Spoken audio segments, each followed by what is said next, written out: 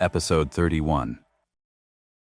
Yu Zitong, I'm just giving you one final reminder.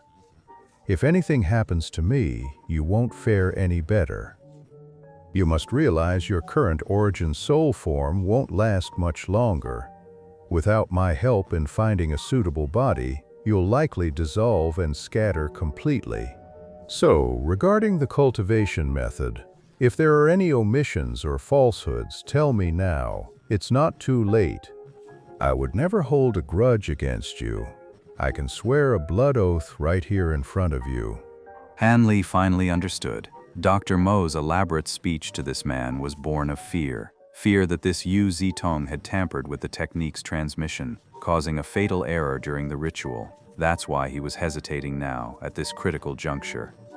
He was trying to get one last confirmation from the other man to set his mind at ease. The possession technique I passed on to you has not been altered in the slightest. If I'm lying to you, may my entire clan be struck down by the heavens and die horrible deaths, wiped from existence forever. Furthermore, after using the 7 Ghost soul-snatching technique, you will indeed gain a measure of magic power for a short time, enough to perform some simple spells. But this comes at the cost of your body's vital essence, and the residual essence left within you. It won't be enough for you to use this technique again.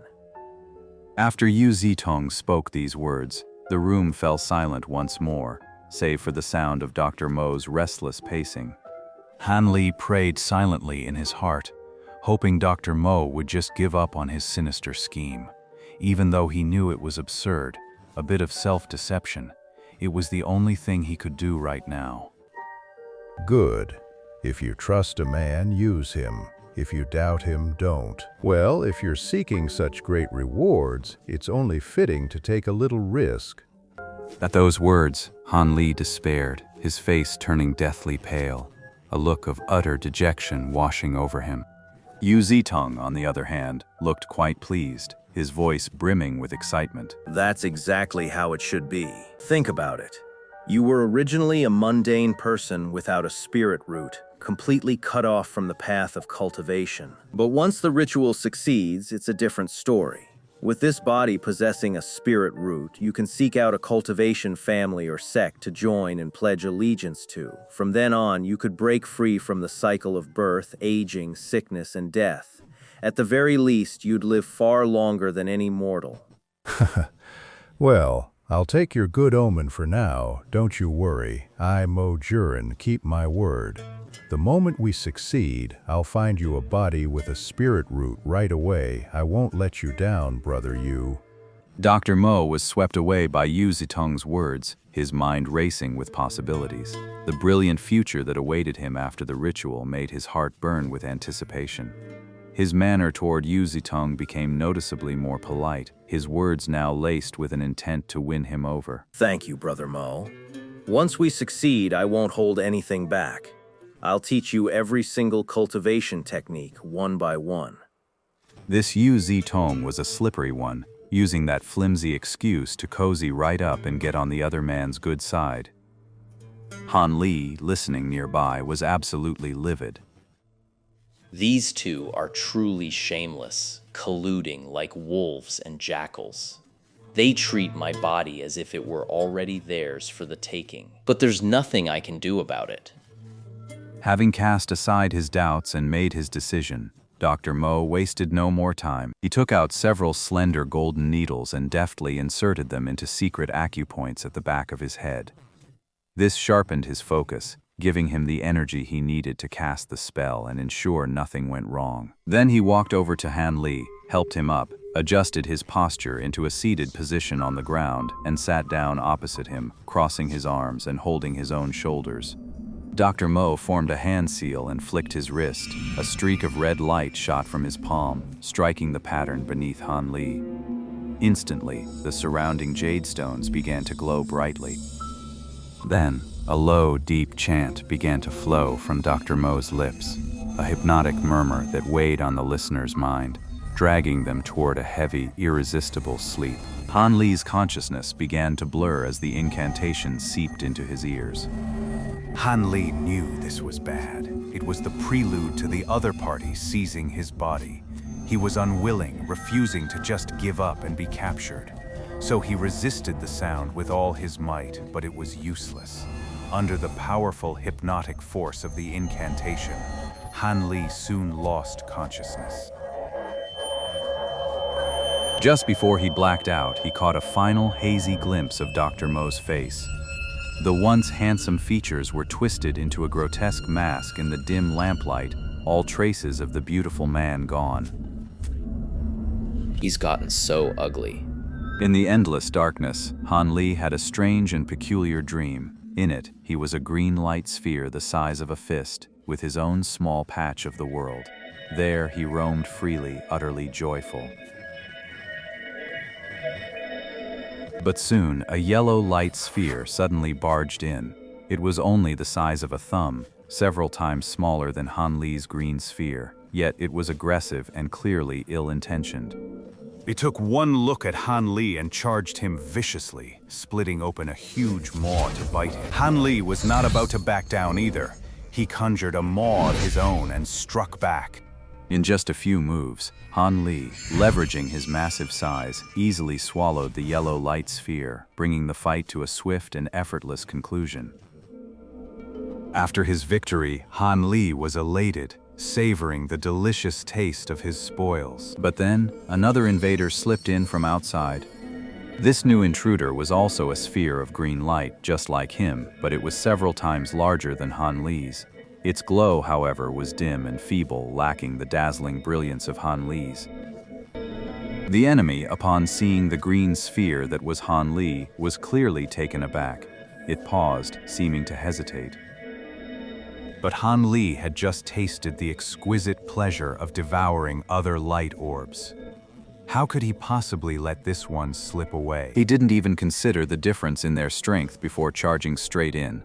Seeing this, the other had no choice but to fight back, and the two began to tear into each other. Its body was larger than Han Li's, but it was weak and feeble, clearly just a hollow shell. In no time at all, it was defeated and began to flee. Han Li refused to let his prey escape and gave chase. But the creature was cunning. Each time it was caught, it would simply detach the bitten part and keep fleeing. And so he actually managed to escape the area. But his size had already shrunk by a third. After 2 battles, this territory remained Han Li's exclusive domain.